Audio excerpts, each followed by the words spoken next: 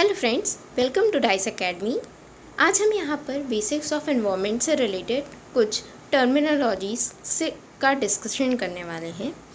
Friends, exam में जैसे जैसे ट्रेंड्स बदल रहे हैं, एनवायरनमेंट के भी क्वेश्चंस देखे जा रहे हैं। सो आई रिक्वेस्ट कि आप ये पूरा वीडियो एंड तक देखें, बिकॉज इसके बीच बीच में कुछ ऐसे स्लाइड्स भी हैं जिनमें मैंने कुछ नए फैक्ट्स भी डिस्कस किए हैं एंड कुछ एक दो ऐसे क्वेश्चंस भी मैंने डिस्कस किए हैं जिनकी प्रोबेबिलिटी एग्ज़ाम में आने की ज़्यादा है। आई होप आप इस लेक्चर को पूरा एंड तक ज़रूर देखेंगे एंड जितने भी नए टर्म्स भी अगर आते हैं तो घबराने की ज़रूरत नहीं है।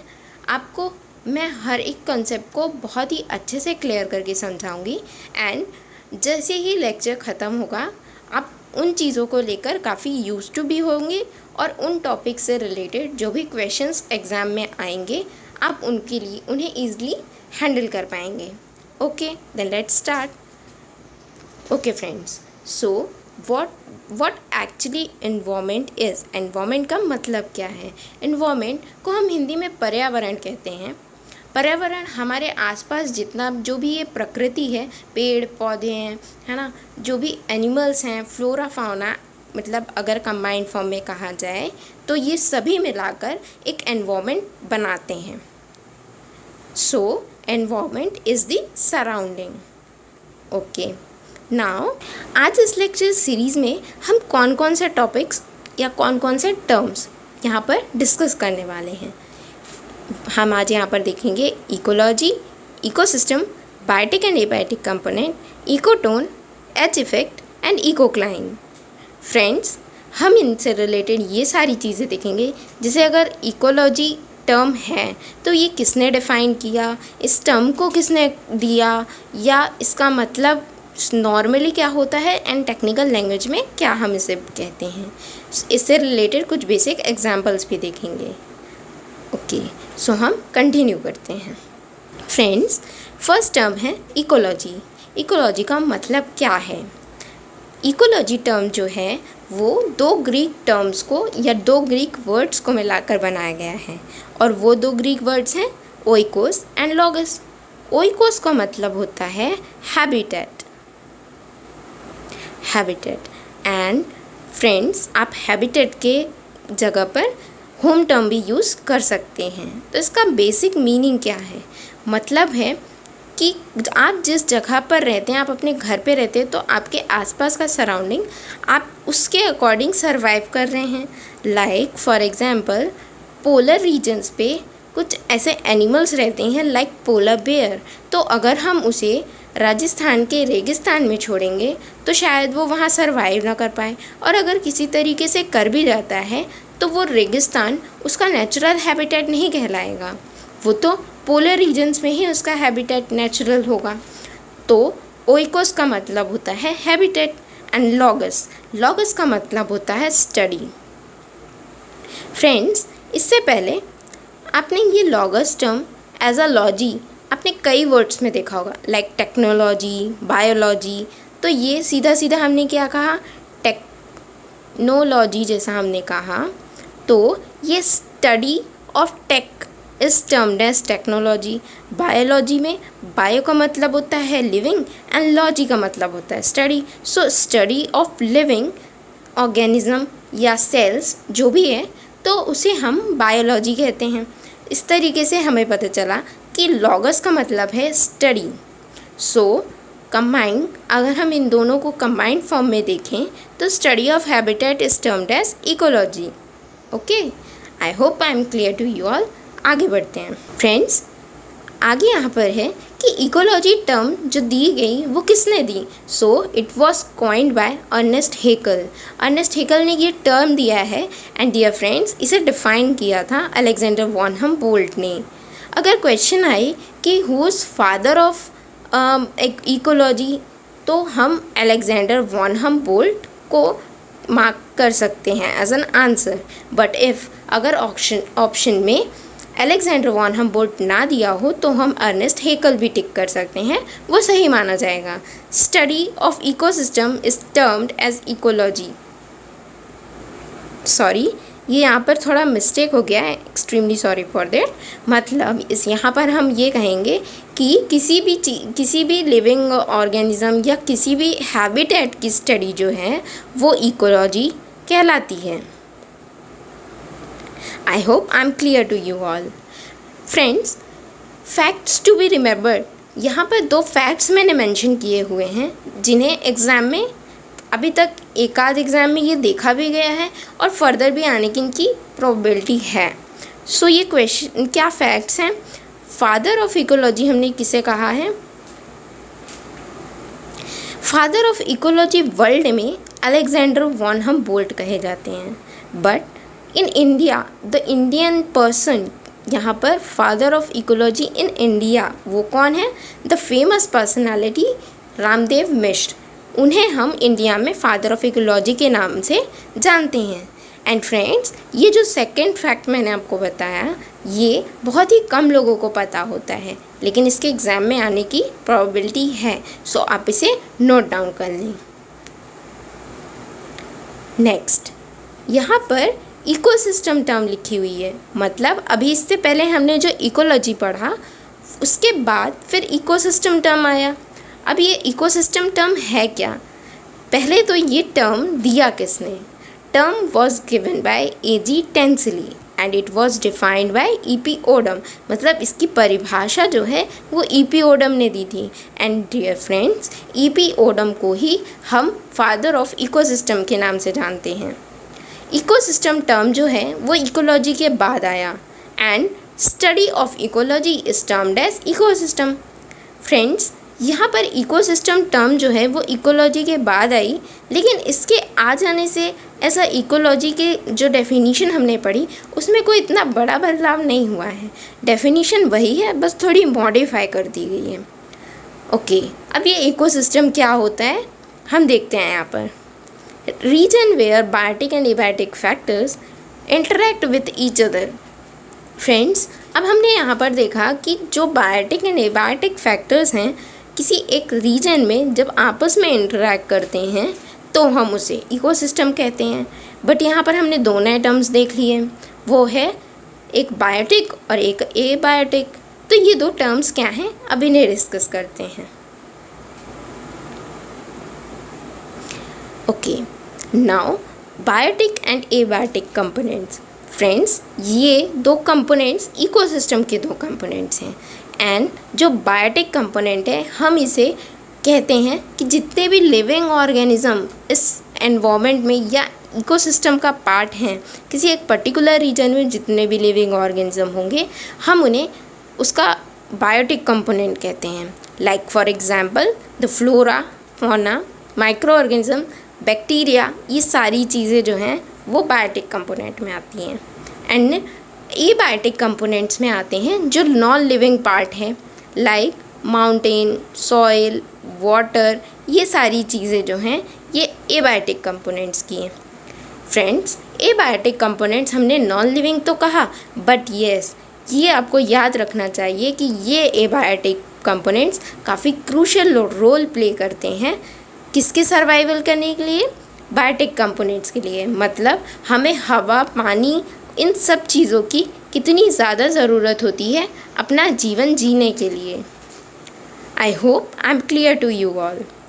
ओके फ्रेंड्स, इसके बाद मैं आपको एक इम्पॉर्टेंट फैक्ट बताना चाहूँगी कि यहाँ पर बायोटिक एंड एबायोटिक कंपोनेंट्स तो हमने देख लिए, पर फ्रेंड्स जो इकोसिस्टम है इसका एक और कंपोनेंट भी होता है जिसे हम एनर्जी कहते हैं। वो क्या करता है? बायोटिक एंड एबायोटिक कंपोनेंट्स के बीच में लिंक प्रोवाइड करता है। वो एनर्जी के थ्रू आपस में लिंक्ड रहते हैं। ओके, सो जो ये हमारा एनर्जी वाला पार्ट है वो हम आगे और भी अच्छा ब्रीफ डिस्कशन उस पर करेंगे। फ्रेंड्स, यहाँ पर तो हमने देख ली है कि बायोटिक एंड एबायोटिक कंपोनेंट्स क्या हैं। तो हमने जो डेफिनेशन पढ़ी थी इससे पहले वाली स्लाइड में कि जो the region where the biotic and abiotic factors interact with each other, मतलब किसी एक रीजन में जो बायोटिक एंड एबायोटिक फैक्टर्स अपने आपस में इंटरैक्ट करते हैं तो हम उस एक पर्टिकुलर रीजन को एक इकोसिस्टम कह सकते हैं। अच्छा, अब जैसे यहाँ पर हमने बैक्टीरिया को तो बायोटिक कंपोनेंट कहा, बट वायरस वो क्या होगा, बायोटिक या एबायोटिक? ये आपके लिए होमवर्क है। आप इस क्वेश्चंस के बारे में स्टडी कीजिए, उसे सर्च आउट कीजिए एंड आंसर को आप कमेंट बॉक्स पे #DICEacademy के साथ मेंशन कीजिए। नेक्स्ट क्लास में मैं आपको इस क्वेश्चन का आंसर भी बताऊंगी।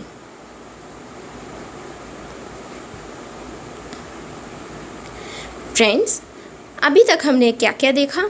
हमने देखा इकोलॉजी क्या है, इकोसिस्टम क्या है, इनके 2 कंपोनेंट्स भी देखे, biotic and abiotic, and further इनमें ये बायोटिक एंड एबायोटिक कंपोनेंट्स क्या होते हैं ये भी देख लिया।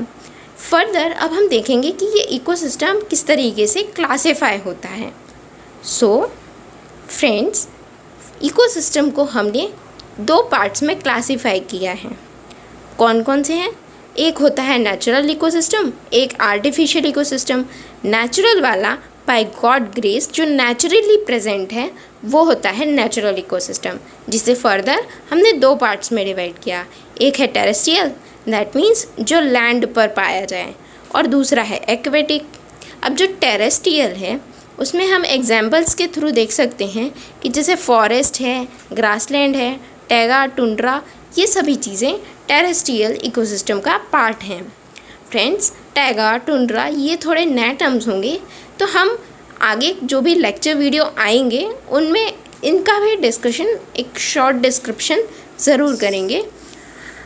सो डरने की ज़रूरत नहीं है, हम इन सभी टर्म्स को देखेंगे।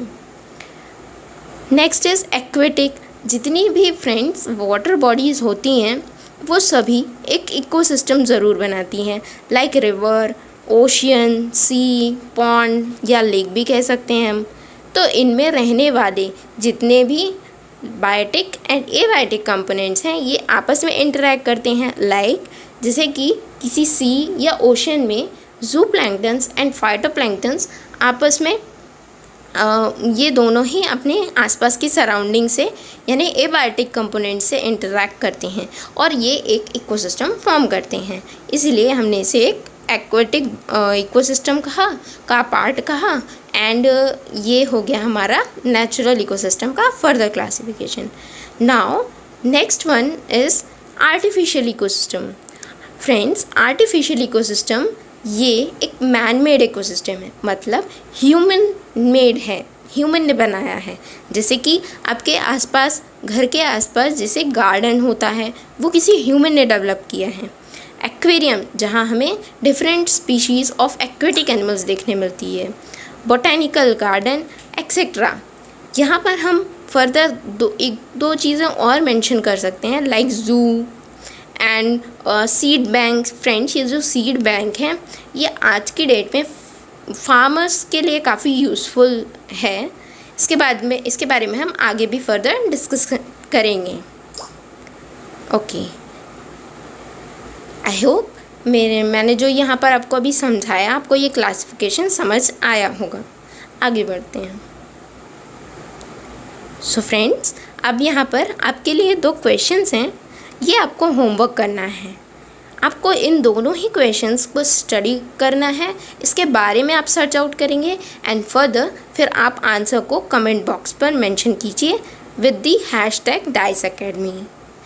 डोंट वरी, आंसर गलत भी अगर होता है तो नेक्स्ट वीडियो में मैं आपको इनके सही आंसर्स बताऊंगी।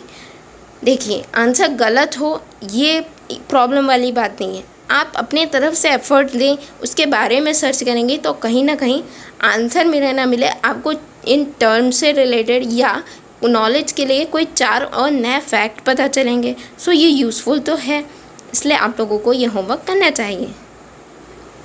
आई होप आप सभी ये होमवर्क करके लाएंगे। ओके, तो पहला क्वेश्चन जो यहाँ पर दिया है कि नेम द लार्जेस्ट इकोसिस्टम, यहाँ पे आपको बताना है कि सबसे बड़ा इकोसिस्टम क्या है। तो मैं आपको एक हिंट दे देती हूँ कि क्या वो एक अर्थ है या यूनिवर्स। इन अर्थ और यूनिवर्स, इन 2 में से क्या है जो सबसे बड़ा इकोसिस्टम कहा जाता है। एंड दूसरा क्वेश्चन यहाँ पर है कि is water bubble an ecosystem, क्या एक पानी का बुलबुला भी एक इकोसिस्टम कहा जाता है। तो आप इन दोनों आंसर्स को सर्च कीजिए एंड आंसर दीजिएगा। फ्रेंड्स, अब हम यहाँ पर देखते हैं दो नए terms, ecotone and edge effect. अब ये इकोटोन क्या है? Okay, now let us suppose कि दो इकोसिस्टम है, एक E1 एक E2। मान लेते हैं E1 इकोसिस्टम कोई लैंड इकोसिस्टम है एंड जो E2 है वो कोई वाटर बॉडी है। फ्रेंड्स, अगर हम लैंड से वाटर की तरफ जाते हैं तो क्या हम डायरेक्टली वाटर बॉडी में पहुंच जाते हैं? नहीं, एक ट्रांजिशनल जोन भी बीच में पड़ता है। यहाँ पर एक आपको दलदल क्षेत्र मिलेगा। जैसे ही ज़मीन से हम पानी की तरफ जाएंगे और पानी का इकोसिस्टम चालू होने वाला होगा, उसके पहले ही कुछ ऐसा क्षेत्र यहाँ दलदल वाला पड़ेगा और ये भी एक इकोसिस्टम होगा। यहाँ पर जो इकोसिस्टम बनेगा वो होगा वेटलैंड। इसी तरीके से आप अगर फॉरेस्ट से डेजर्ट की ओर जाएंगे तो फॉरेस्ट ख़त्म होते से ही डेजर्ट स्टार्ट नहीं होते हैं। फॉरेस्ट ख़त्म होने के बाद ग्रासलैंड आते हैं और फर्दर फिर डेजर्ट्स आते हैं। तो इस तरीके से जो ये बीच में हमें ट्रांजिशनल जोन पर मिलता है, यही इकोटोन कहलाता है। ओके, नाउ यहाँ पर जो ये ट्रांजिशनल जोन तो इकोटोन हुआ। अब ये एज इफेक्ट क्या है? फ्रेंड्स, जब हम E1 से E2 की तरफ जा रहे थे या E2 से E1 की तरफ आए तो हमें जो ये ट्रांजिशनल जोन पड़ रहा था, यहाँ पर कुछ ऐसी स्पीशीज़, लिविंग स्पीशीज़ मिलेंगी जो E1 में भी रहती हों एंड कुछ ऐसी भी मिलेंगी जो E2 में भी रहती हों। लाइक फॉर एग्ज़ाम्पल हम लेते हैं फ्रॉग। फ्रॉग एक ऐसा लिविंग ऑर्गेनिज्म है जो कि लैंड पे भी रह सकता है, वाटर पे भी रह सकता है एंड इसके बीच में बनने वाला जो वेटलैंड था उसमें भी रह सकता है। ठीक है, तो यहाँ पर ऐसी स्पीसीज़ की हाई डेंसिटी देखी जा सकती है एज़ कम्पेयर टू इनके एडिशनल जो एडजेसेंट में जो इकोसिस्टम है, तो उनके कंपैरिजन में यहाँ पर हमें इनकी स्पीशीज़ ज़्यादा देखने मिलती है और यही इफ़ेक्ट जो है एज इफ़ेक्ट कहलाता है। आई होप मैं जो आपको समझा रही हूँ समझ आ रहा होगा एंड यदि आपको इसके अलावा भी कोई क्वेरी होती है तो आप कमेंट बॉक्स पे मेंशन कीजिए, मैं आपके डाउट्स क्लियर आउट करूँगी। ओके फ्रेंड्स, अब हम यहाँ पर इकोक्लाइन के बारे में समझते हैं कि इकोक्लाइन क्या है। फ्रेंड्स, एक टेक्निकल लैंग्वेज में जो डेफिनेशन है वो तो आपको कहीं भी इंटरनेट पर से मिल जाएगी, बट अगर हम इसे नॉर्मल लैंग्वेज में सीख लें तो हमें लिखना आसान हो जाएगा और हम उसे अपने वर्ड्स में लिख सकते हैं। तो नॉर्मल जो लैंग्वेज है उसमें इकोक्लाइन क्या होती है, पहले हम ये देखते हैं। फ्रेंड्स, इकोक्लाइन में एग्जाम्पल लेते हैं कि एक कोई ओशियन है। ओके, सो यहाँ एक ओशियन का इकोसिस्टम हमने लिया। अब यहाँ पर इस इकोसिस्टम में जैसे ही हम टॉप लेयर से बॉटम लेयर की तरफ जाते हैं, बीच में हमें कई सारे लेयर्स मिलते हैं। एंड फ्रेंड्स, इस इकोसिस्टम के सारे लेयर्स होमोजेनस नहीं होते हैं। इनके डिफरेंट लेयर्स में डिफरेंट वेरिएशंस हमें मतलब कुछ ना कुछ वेरिएशन तो ज़रूर देखने मिलता है। जैसे कहीं पर सैलिनिटी ज़्यादा होगी, कहीं पे कम होगी, कहीं पे न्यूट्रिएंट्स जो होंगे ज़्यादा होंगे, कहीं कम होंगी, कहीं फाइटोप्लैंक्टन्स पाए जाएंगे, कहीं ज़ूप्लैंक्टन्स पाए जाएंगे, कहीं बड़ी वाली मछलियाँ जो होती हैं वो किसी और लेवल पे होंगी, है ना। तो ऐसा जो छोटे माइक्रो ऑर्गेनिजम्स वगैरह होते हैं उनमें भी वेरिएशंस रहते हैं। तो ये सभी वेरिएशंस हमें अलग अलग लेयर पे दिखते हैं। एक ही इकोसिस्टम के अंदर ये जो वेरिएशन दिखता है, इससे किसी पर्टिकुलर डिफाइंड बाउंड्री से हम सेपरेट नहीं कर सकते और इसी चीज़ को हमने इकोक्लाइन कहा है। आई होप मैंने जो भी आपको बताया समझ आया होगा, और अगर कोई भी क्वेरी हो तो आप बिल्कुल उसे कमेंट बॉक्स पर मेंशन कीजिए, मैं आपको उसे क्लियर करके दूँगी। So that's all for today friends. Thanks for watching the video. I hope आपने ये पूरा वीडियो एंड तक के देखा है एंड जो क्वेश्चंस मैंने आपको कहे हैं आप प्लीज़ उन्हें करें एंड जो कमेंट बॉक्स है आप उसे वहाँ पर मेंशन भी करें आंसर्स को। आंसर गलत होता है तो भी कोई बात नहीं, मैं आपको फिर बाद में करेक्ट आंसर्स भी बताऊँगी। Thanks for watching and please like and share the video and subscribe our channel.